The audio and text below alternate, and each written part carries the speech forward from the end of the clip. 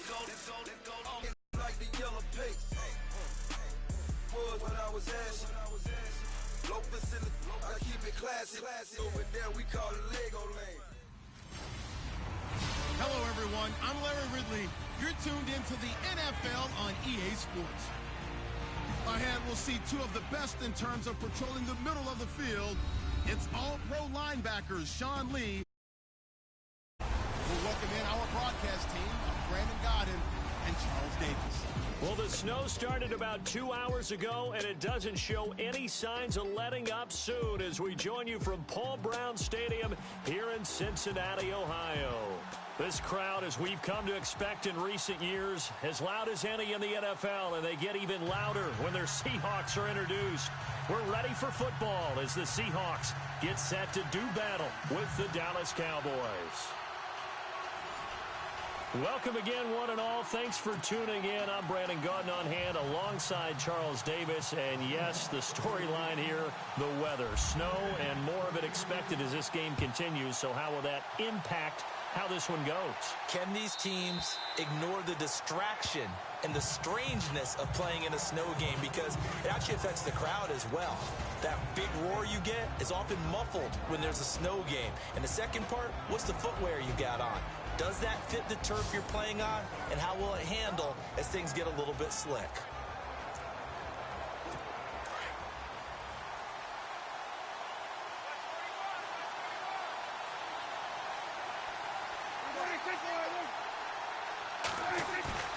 They go play action here on first down.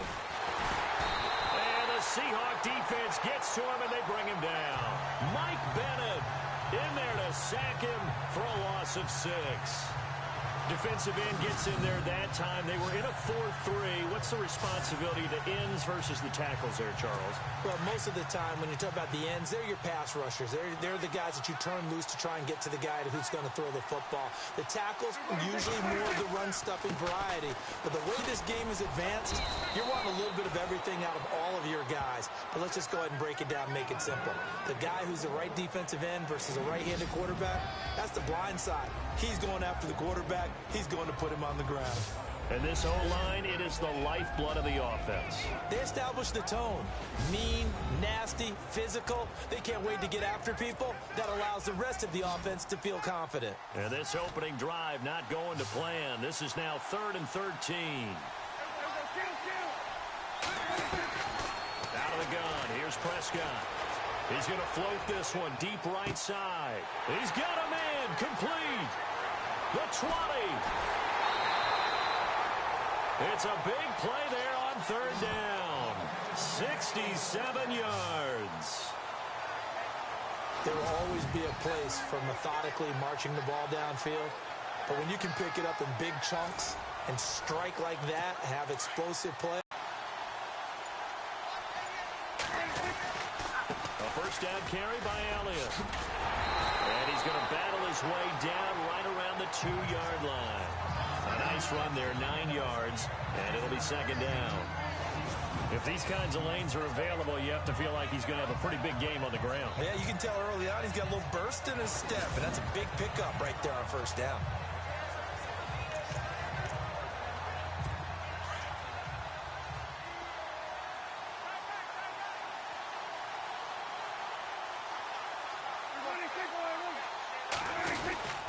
They go to Elliott again, and he will take it in for a Cowboy score.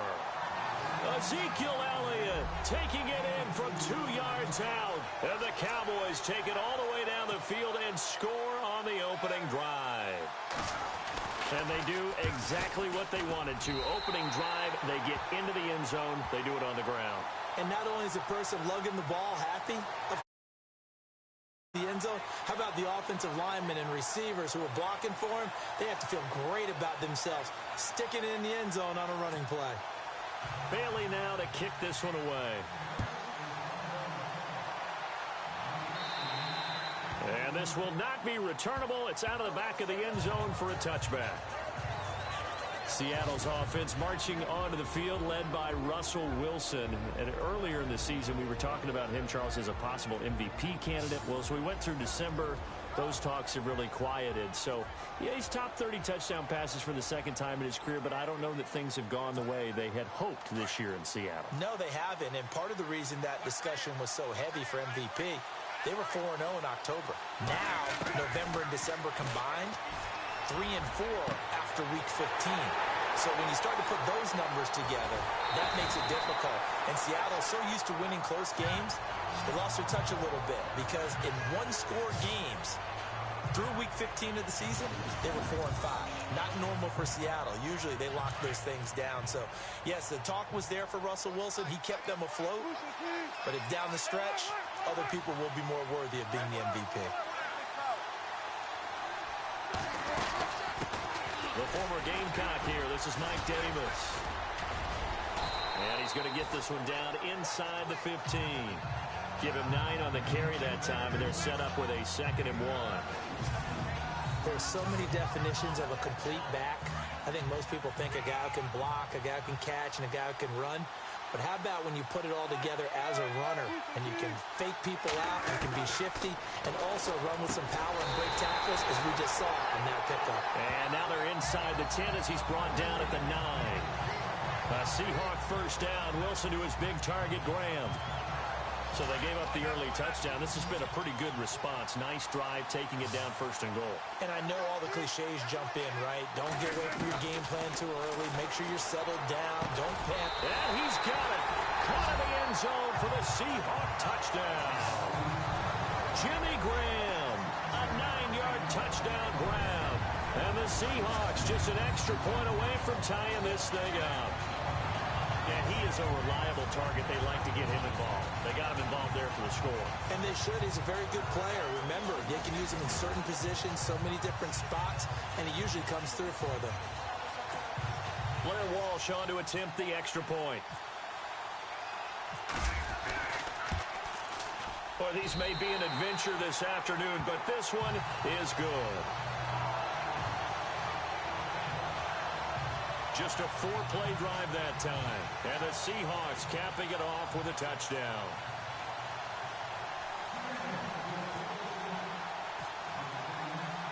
So a tie ball game here as the kick's away. This is fielded at the goal line. And he'll make it across the 20 as his guys will set up shop at the 23-yard line. Dallas Cowboys offense, they'll get ready to go again here in just a second. Earlier we were discussing the roller coaster ride a little bit that it's been for Dallas this year. And yeah, and I know where you're going, too. You don't mind me jumping in, do you? I know exactly where you're going. Because I didn't know where I was going. So. You knew where you were going. You were thinking about Dak and Zeke. Yeah. Because Dak Prescott last season, phenomenal. Only threw 4 interceptions, really made a lot of plays.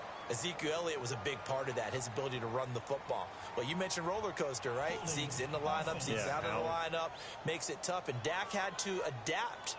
And I think lately his play has reflected that he can handle things even if Zeke's not there.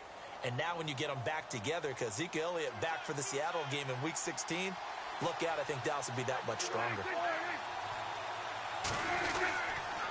After the penalty, it's Elliott. And running room scarce here. He's going to be stopped in his tracks at the line of scrimmage. No gain on the play. It'll be 2nd down. The Seahawks, here's their defensive lineup. Bobby Wagner's one of the more fluid middle linebackers in the NFL. Able to range deep in coverage. Also able to rush the quarterback both inside and off the edge. And is an absolute tackling machine in the running game.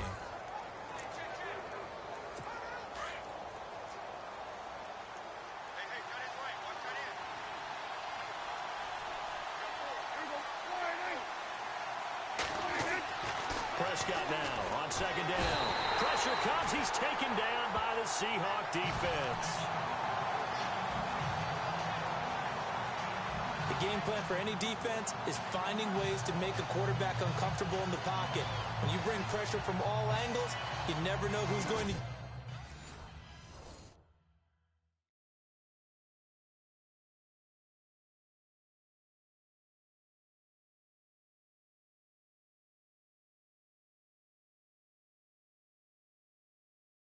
get home. In this case, the left cornerback right in the face of him puts him down.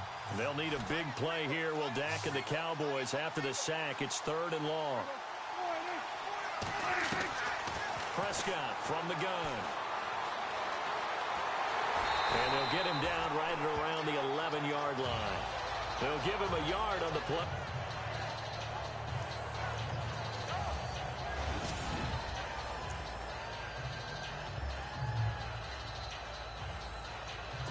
So on 4th down, here's Chris Jones to punt it away. Back deep for the Seahawks, the all-pro returner from 2015, Tyler Lockett. And this is away. It's a high kick, and he got all of it.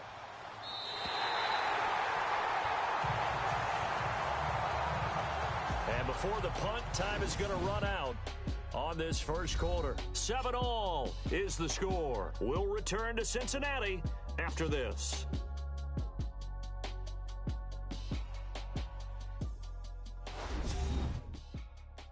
The NFL on EA Sports is fueled by Gatorade, the sports fuel company. Alongside my broadcast partner Charles Davis, Brandon Gaudin hits the Seahawks with a football to begin quarter number 2 as they take over following the punt with a 1st and 10.